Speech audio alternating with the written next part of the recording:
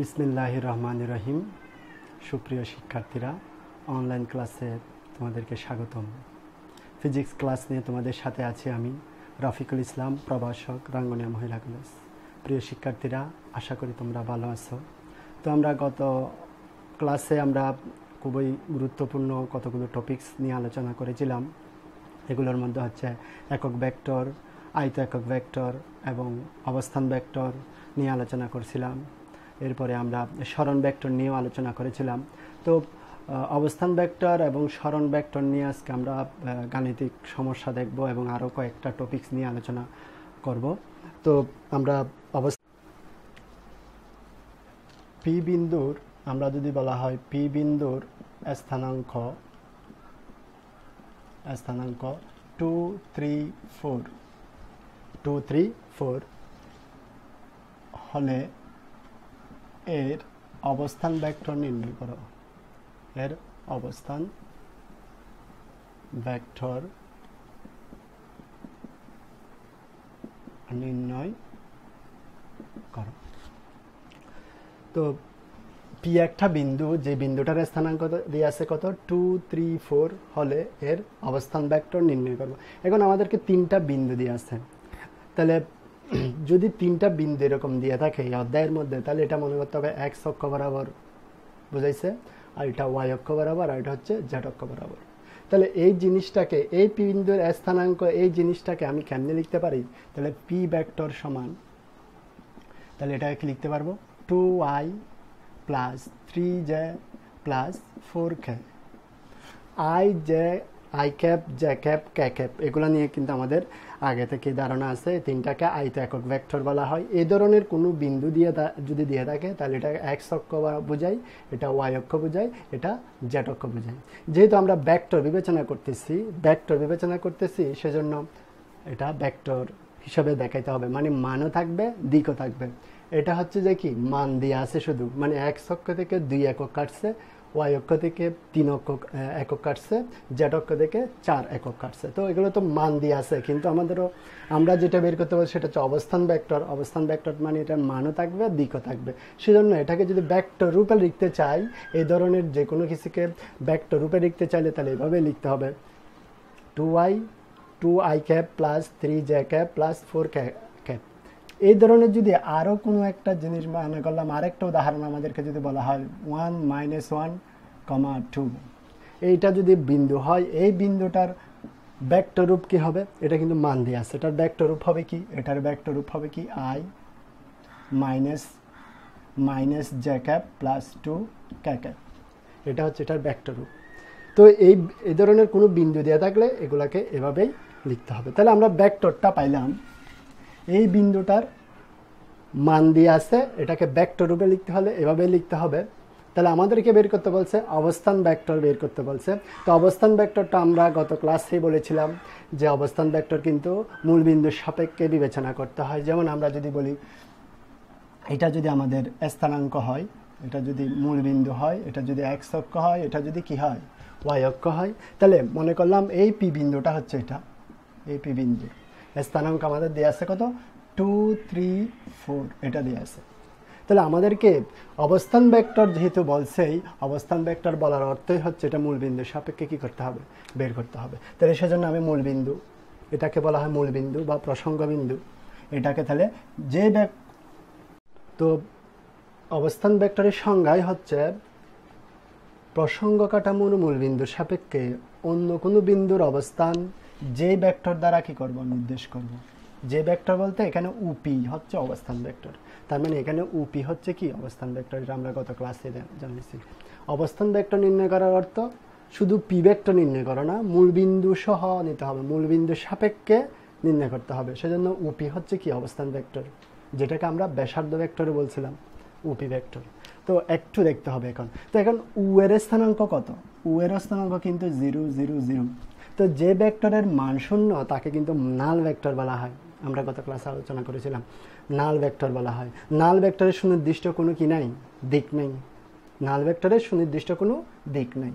তো এখানে আসলে জেড অক্ষ সহ আছে, এটা জেড অক্ষ বিবেচনা করতে হবে। তো এইটা হচ্ছে এখানে 3টা জিরো মানে আসলে মূলবিন্দুতে তো 3টা স্থানাঙ্কের মান শূন্য এবং কোনো নির্দিষ্ট কি নেই, দিক নেই। সেজন্য এই উপি মানে হচ্ছে এই শেষ বিন্দু থেকে এই আদি বিন্দুটা কি করতে হবে, বিয়োগ দিতে হবে। তাহলে 2 - 0, 2 - 0, 2 এর মাইনাস, তাহলে এটার দিক আছে, এই 2টার দিক আছে কিন্তু 0টার কি নেই, দিক নেই। সেজন্য এখানে শুধু 2 এর দিকটা আমরা বসাচ্ছি, প্লাস 3 - 0 মানে জে ক্যাপ, প্লাস 4 - 0 ক্যাপ, মানে 2 - 0 I cap, 3 - 0 J cap, 4 - 0 cap. তাহলে 0 0 কেন সেটা বুঝছো, কারণ এখানে পয়েন্টটা নেওয়া হয়েছে, এটা নাল ভেক্টর, নাল ভেক্টরের মানটা কি হয়, শূন্য হয় এবং তার নির্দিষ্ট কোনো কি নেই, দিক নেই। তো উপি ভেক্টর সমান 2i plus 3j plus 4k, এটাই হচ্ছে আমাদের আনসার। আশা করি অবস্থান ভেক্টর জিনিসটা বুঝছো। এটা যদি বুঝে থাকো তাহলে আমরা এখন আরেকটা গাণিতিক সমস্যা নিয়ে আলোচনা করব, সেটা অবশ্যই ভালোভাবে বুঝবে। তো আমরা আরেকটা প্রবলেম নিয়ে আলোচনা করব। পিইউ কিউ দুইটি বিন্দুর অবস্থান ভেক্টর 3 - 4 5 ও 2 3 - 1, এদের অবস্থান ভেক্টর নির্ণয় করো। পিকিউ নির্ণয় করো এবং এর মান নির্ণয় করো। তো এই জিনিসটা বুঝতে পারলে তোমরা অবস্থান ভেক্টর, সরণ ভেক্টর সম্পর্কে তোমাদের ধারণাটা আরও বেশি ক্লিয়ার হবে। তো আমরা একটু দেখি প্রবলেমটা। তো আমি আগে বলছিলাম এই পয়েন্টগুলোর অর্থ হচ্ছে, এটা হচ্ছে পি পয়েন্টের স্থানাঙ্ক আর এটা হচ্ছে কিউ পয়েন্টের স্থানাঙ্ক।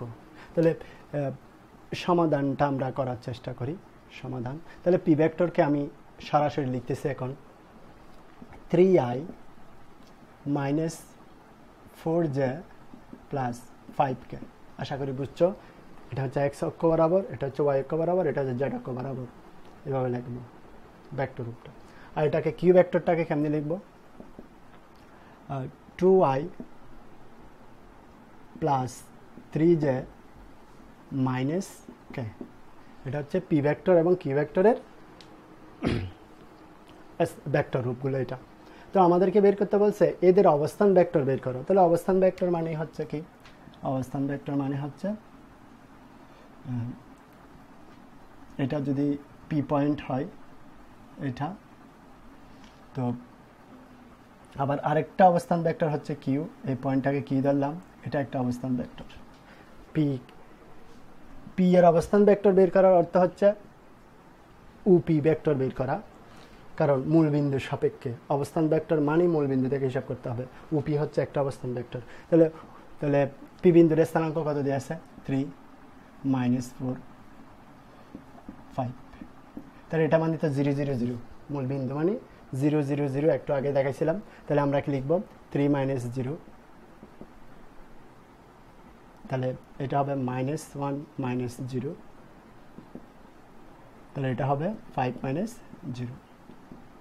এগুলো কিন্তু এর পরের ক্ষেত্রে এই জিরোগুলো না লিখলেও, আসলে জিরোগুলো বিয়োগ করলেও যে না করলেও সে, কিন্তু বোঝার সুবিধার্থে করতে হচ্ছে। তোমরা চাইলে এগুলো সরাসরি লিখতে পারো। পি ভেক্টর যে কথা, পি ভেক্টর একই কথা, কারণ মূল বিন্দুর সাপে বের করা মানে হচ্ছে 0 0 0, জিরোর তো কোনো নির্দিষ্ট, জিরোর জন্য তো কোনো কিছু চেঞ্জ হবে না এখানে। সেজন্য বুঝতে পারলে কিন্তু খুব সহজে, খুব তাড়াতাড়ি এগুলো সলভ করা যায় 5k। তাহলে আরেকটা ভেক্টর হচ্ছে কিউ, কিউ এর স্থানাঙ্ক হচ্ছে 2 3 -1। তাহলে আমি সংক্ষেপে এবার লিখে ফেলি, তোমরা হয়তো এখন আশা করি বুঝছো জিনিসটা। তাহলে 2i plus 3j minus k, এটা হচ্ছে উকি ভেক্টর। তার মানে উপি মানি এটা একটা অবস্থান ভেক্টর, উকি মানে এটা একটা অবস্থান ভেক্টর। তার মানে আমরা একটা অংশ বের করছি, অবস্থান ভেক্টর নির্ণয় করে ফেলছি। এখন পি কিউ ভেক্টর নির্ণয় করতে হবে। তো এখানে পি কিউ ভেক্টর কোনটা, আমরা গত ক্লাসে তোমাদেরকে দেখাইছিলাম। পি কিউ মানে হচ্ছে এইটা হচ্ছে পি কিউ, এই যে পি কিউ। তাহলে উপি মানে উপি ভেক্টরের দিক কোন দিকে, ও থেকে পি এর দিকে। উকি ভেক্টরের দিক কোন দিকে, ও থেকে কিউ এর দিকে। পি কিউ মানে হচ্ছে পি কিউ মানে পি থেকে কোথায় আসছে, কিউ এর দিকে। এটা হচ্ছে আমরা গত ক্লাসেই 2বার বুঝাই দিছিলাম, খুব ভালোভাবেই আমি ক্লাসটা নিয়েছিলাম। এটা পি থেকে কোথার দিকে, কিউ এর দিকে। তো পি থেকে কিউ এর দিকে, এটা হচ্ছে সরণ ভেক্টর। এই সরণ ভেক্টরের সূত্রটা কীরকম হবে আমি একটু দেখাবো তোমাদেরকে। তাহলে আমরা আরেকটা অংশ নিয়ে আলোচনা করতেছি, দ্বিতীয় অংশ নিয়ে আলোচনা করতেছি। তো আমি তোমাদেরকে বলছিলাম এখানে তীর চিহ্ন কোনগুলা একই দিকে, এখানে উ পি এর দিক আর পি কিউ এর দিক একই দিকে না, মানে এটা উ থেকে পি এর দিকে তীর চিহ্নটা, আরেকটা হচ্ছে পি থেকে কিউ এর দিকে। তাহলে মানে কি এটা একই দিকে, উপি এবং পি কিউ এর দিক একই দিকে, সেজন্য এই দুইটা কি করব, যোগ করব, উপি প্লাস পি কিউ। তারপরে হচ্ছে যেটা বিপরীত, এই তীর চিহ্নটা কিন্তু বিপরীত, এটা হচ্ছে সমান চিহ্ন দিয়ে লিখতে হয়। এগুলা তোমরা নেক্সট টপিকস বা নেক্সট যে টপিকগুলো আসবে এগুলোতে কিন্তু ত্রিভুজ সূত্র বা ভেক্টর যুগের মধ্যে কিন্তু তোমরা খুব ভালোভাবে আরও বেশি ক্লিয়ার হয়ে যাবে জিনিসটা।